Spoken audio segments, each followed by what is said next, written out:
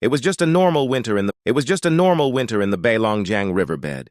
The snow rabbits scrambled across the landscape as children played in the snow. The children's screams and shouts filled the air. They were so loud that the snow petals hanging on the trees fell off. The deer hunters pulled out their axes as they aimed at the snow deer. Jiang Ruan walked across the riverbed, her attention landing on a strange-looking fruit. The fruit resembled a small, square-shaped apple with a tint of tangerine orange. She took a nibble, and the enhancing flavors of the strange fruit filled her mouth with joy. Her eyes perked up as she took another bite and another. The strange and enchanted flavors of the fruit caused her to bite it non-stop. But later that evening, lightning struck the ground as thunder roared in the sky. Jiang Ruan rolled on the ground, pinching her ribs non-stop, screaming and shouting as if she could die any second. As the thunderstorm stopped, Jiang Ruan noticed that her stomach felt swollen. She looked down, realizing that she was now pregnant. Normally, it should only take 10 months for the baby to be born, but this time it took her 14 months. The day the baby was born was the same day Jiang Ruan discovered her pregnancy. Thunder roared through the air as lightning crackled between the clouds, and lanterns lit up in the houses. But the baby that was born was unlike other babies. It had a sharp black tail protruding from its waist. This shocked everyone in the village. According to their beliefs, this was a monster that should be executed at birth. But the parents of the baby refused to give up on their child. They named their child Elthris Kim Dao Fang.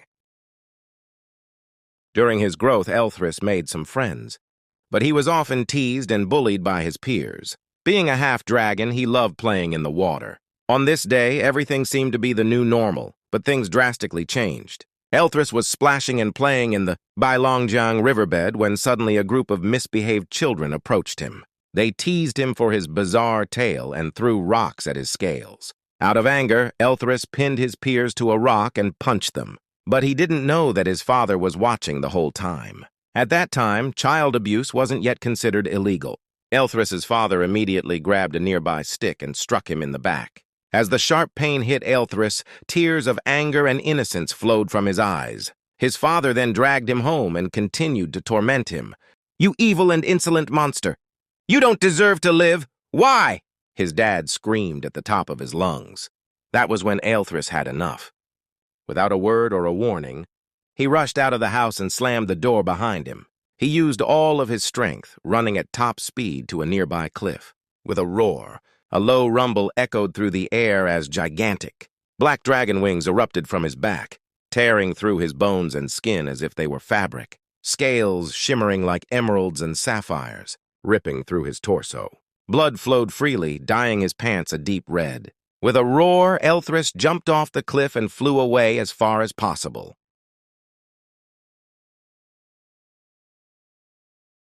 His father shouted after him, "Curse you, you evil child!" He screamed as he threw rocks, but it was too late. Elthris had flown miles away from home. This all happened so suddenly.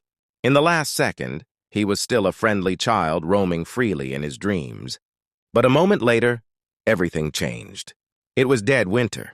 With a roar, his wings' energy gave out, retracting as he fell into the snow, and his vision began to darken. He landed on the thick snow, and a silent thud echoed through the landscape.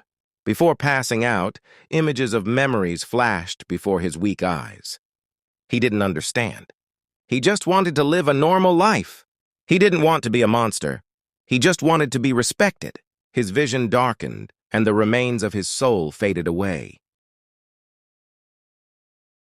In a small wooden cabin, Elthris slightly opened his eyes. He tried to move, but his back hurt. "Where am I?" It's... His vision turned black again as he stumbled back into sleep. His eyes opened slightly once more. "It's so cold. I must... No, this... His eyes closed as he once again fell into unconsciousness. A few hours later, he opened his eyes again. He tried to sit up, but a sharp pain struck his back. Using the remains of his energy, he turned his neck. His gaze fell upon an old man wearing the mask of a Bengal tiger. "Hey, go rest. I'll talk to you later," the old man whispered, while placing a warm towel on his forehead. Elthris tried to speak but was stopped as he drifted back into sleep. Meanwhile, the old man lifted his neck and poured some fresh vegetable soup into Elthris's mouth to give him some energy. 5 hours later, Elthris opened his eyes again. This time, he found that the old man was sitting on his futon bed with a smile on his face. As he spoke, "So I have heard about you being born with the power of dragons. I found you while I was trekking in the woods. I carried you back to my cabin." Elthris looked down awkwardly before speaking. "My name is Elthris." The cold once again struck him hard enough to cause him to stumble over his words. "So, my boy," said the old man seriously. Now, as he stood up before continuing, "Would you rather be respected or live in shadows?" "Sir," replied Elthris earnestly, "I would rather be respected. I never wanted to live in shadows. I just want to do something that can make my family proud." The old man smiled at him. 2 days later, training began. Days turned into...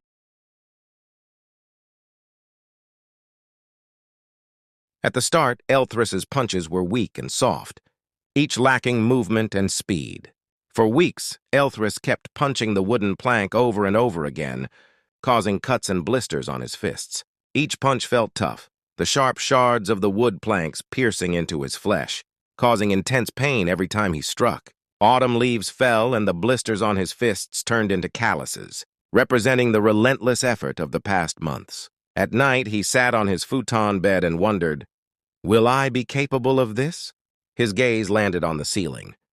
The frigid breeze flowed through the snow-covered leaves, and winter had officially arrived. Elthris stood shirtless in the heart of winter, beside a partially frozen river. His breath was visible in the air. The master pointed at the Beilongjiang River. "You must embrace both land and water." The master's words cut through the air. Elthris was stunned, but he knew that each moment of training in this turmoil would eventually be worth it.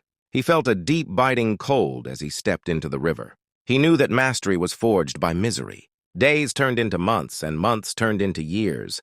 Each day, he suffered and trained in the river. During this time, even his sweat froze before it hit the ground. He bit his tongue as he snapped his tail like a whip at the dummy, its wooden shards flying into the river. With a roar, Elthris jumped forward and used both legs to bounce and kick at the dummy, landing safely with a backflip. With a furious shout, he punched the dummy, its wooden shards puncturing deeply into his fist. An intense pain struck him, but he didn't give up and continued. Flower petals drifted up into the night sky. In the middle of the night, Elthris stood in his clothing and walked to the river. He gazed at the silent water and saw his reflection, the reflection of the boy he was 5 years ago. He smiled as he looked upon his fist. Then he saw the reflection of his father, who looked serious. "Father?" Elthris examined as he reached for his dad's reflection.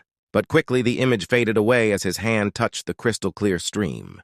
The next morning, Elthris pushed himself off his futon bed and greeted his master. He knew this might be their last breakfast together. During breakfast, his master prepared a feast. The master poured some minced-up beef into a Yamato soup pot, flavoring it with celery alongside with sesame seeds. The master smiled as he held up a glass of wine, bowing his head and pointing to the glass and to Elthris, congratulating him on his success. "Hey, kid, nice knowing you. Congratulations." Elthris bowed his head and lifted the glass of wine, thanking his master for everything he had done for him.